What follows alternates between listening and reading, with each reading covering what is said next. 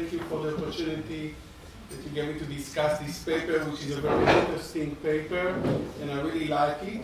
The paper connects between accounting, or actually it starts from the third place. It connects between the ability of the stockholder or the executive to control the value of the film asset, the structure of the payoff, and then those two components, we saw them in the past in many papers, but the new thing I think is the connection between the deviation between the book value of the film and the fundamental value, and the usage of accounting-based compensation. And the author presents a model where the book value of a film or the accounting value of the film differ from the fundamental value of the film, and the deviation are due to different types of recognition rules.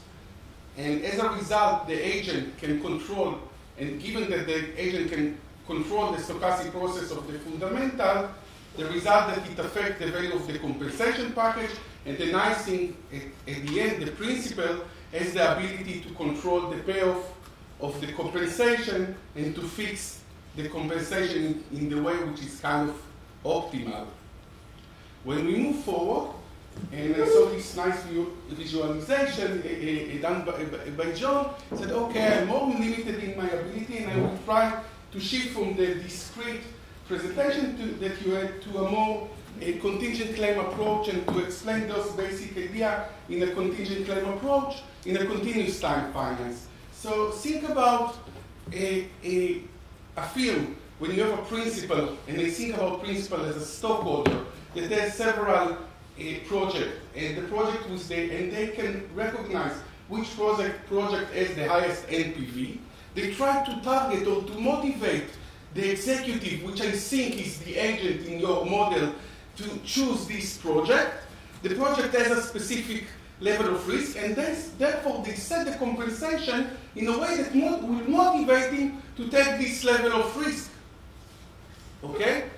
And these specific agents just try to maximize the value of its own holding and not the value of the film. Those are some embedded options that are kind of made in your paper. So if we are going, so now let's take a specific example. So assume that we have a project with the project with the highest NPV has a volatility of 15%. The value of the film asset is now 90 cents. Now they have to shape the compensation that will motivate the executive to take a risk of 15%. So they will do this kind of crazy compensation. I was taking it to the extreme. We can get similar with that just with a cap, with a bonus cap, where the executive receives $1 if the value of asset is between 1 and 1.15. As you can see, it will choose the intermediate level of risk of 15% that maximize the value of the assets when they are equal to 90 cents. Now, you can see in this, the next figure, the value of the executive compensation versus asset risk, and we can also enter a deadweight cost of risk shifting if the executive is moving to other project with a risk which is below or above 15%, some value is destroyed because they are not the best project. And also, we have a cost of asset substitution. We have to see, if initially we were at 15%, we have to sell or to buy project with different risks. Now, what can go wrong with bonus compensation? And we move to Melfi 2013, and I just quote a sentence from your paper. So productivity effort, suppose that the value of asset is already 1, so you are inside the range when it's better to reduce risk to 0, as you can see on the right side. And reducing risk to 0 is to buy risk-free asset. It's like to shrinkage just the executive is now preferred to do nothing. On the other hand, when the value of asset is very low, okay, the executive has motivation to do what we call risk-taking and to gamble and to take the project with the highest risk that he or she can find. This story is a story where we do not have any friction. Till now, we didn't enter any friction that relate to what you call accounting compensation or a gap between accounting and the fundamental. Accounting value till now is equal to the fundamental. But now assume that there is one process. You can think about the stochastic process for the fundamental of the field, and there is some state, a variable which take into account the recognition rule. For example, we have profit only if the value of assets is above some threshold, or something like that. So here I was taking two type of error that you call false positive, when recognition when recognition of the fundamental gain and losses when the change in value is uncertain, and what we call type 2 error or false negative when recognition occurs when the change in value is certain. So you can think you can forget from the previous slide, even without the friction that was pointed out by Murphy in 2013. Now, even if we don't have such problem with other compensation or bonus compensation, now you can see that the distribution or the pair of the executive is moving to the left, and he would prefer to take a higher risk or a lower risk, depending on the type of error.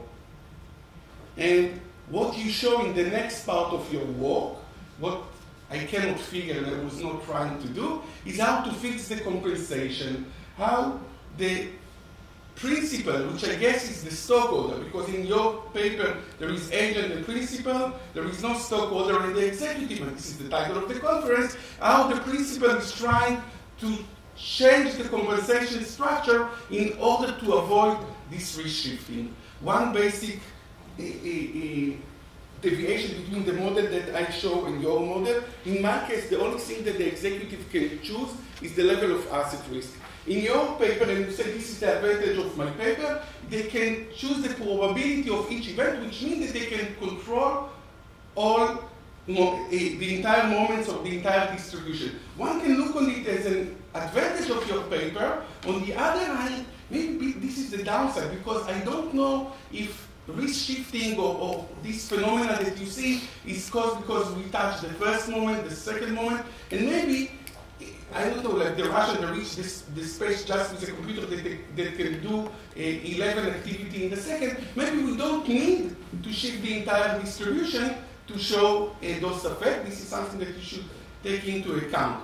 So I mentioned the agent and principal, and I'm going back to the question, what you call optimal solution. Is it optimal for the agent? Is it optimal for the principal? Who is the principal? Is it the stockholder, the entire society, the regulator? For who it's optimal? Inside that, you can take it into account if the executive has other, except from bonus payment, if bonus payment you have somewhere else. When you call S-shaped Basso relation, even Basso doesn't call this paper S-shaped Basso relation, so it's called S-shaped earning return relation. I know that you understand what you mean, but for the reader, it's tough to understand. Asymmetric or symmetric information, when the agent and the principal, when the principal react to the agent, the question what did they know and what they don't know, it's tough to me to understand if they are fully informed. Probably you should mention just what is the information that each of the players has up front. You mentioned Freeman and C and not just Basso, but I think that Freeman and C, they are the first one that mentioned S-shaped in their paper, so maybe you should call it Freeman and C, but I'm not an accountant, so maybe this is the right way. And finally, what can should we do in the existence of several types of error? If we have a company, they may have several types of accounting error in the same company. I know that it's easy to say, okay, so this is the dominant case, or this is the dominant error. And the last thing, when you mention type 1 and type 2 errors, the best thing is to explain it up front, and the reader will be easier to understand. And that's all. Thank you. Thank you. Questions or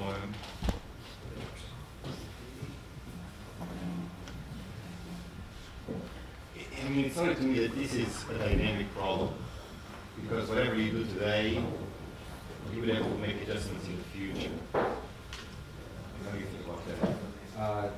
Dynamic in terms of the accounting? Yeah. Yeah, so it's a good point.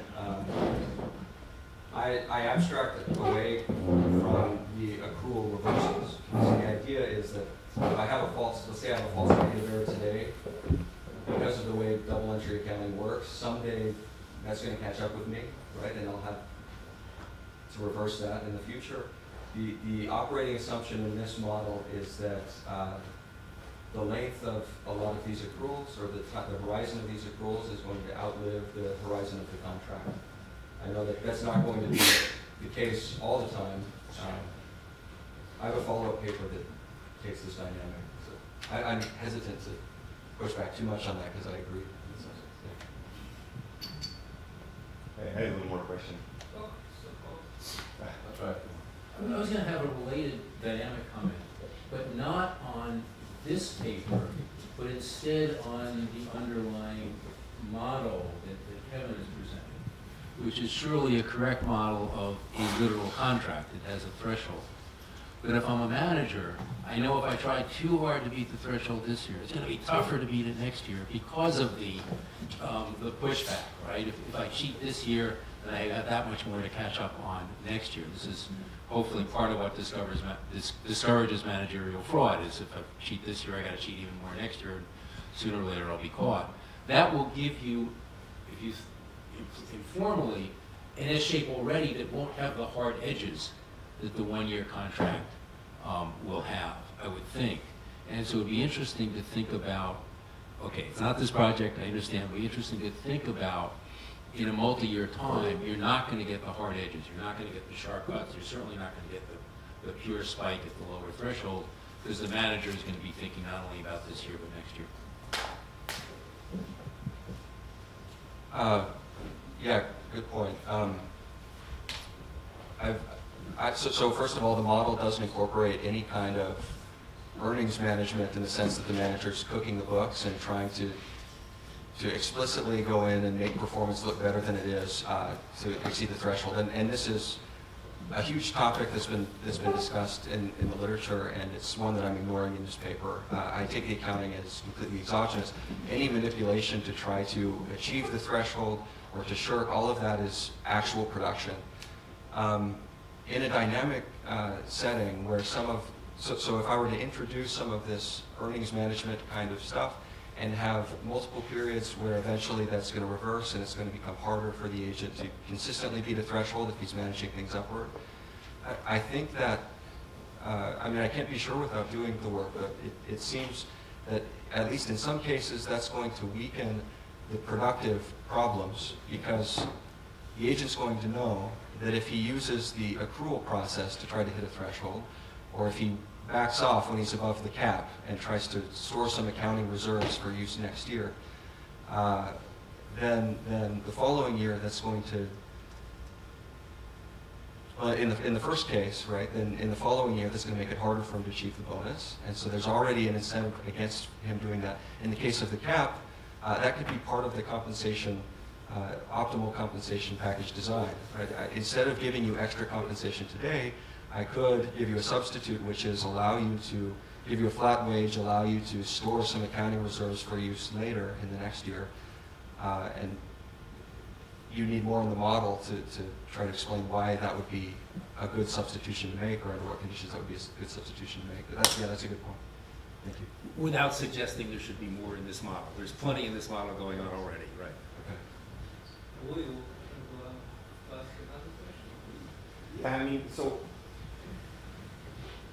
what is it that we're choosing here ahead of time, right? These lambdas. They're completely exogenous. They're exogenous, right? Yes. Yeah. So if I think of, but accounting is something that there's a regulatory body that sets accounting. So to some extent, I could choose the specific metric that I'm using, right? So when I write a contract, I could choose earnings or free cash flow or something else. And that's kind of what you're thinking here.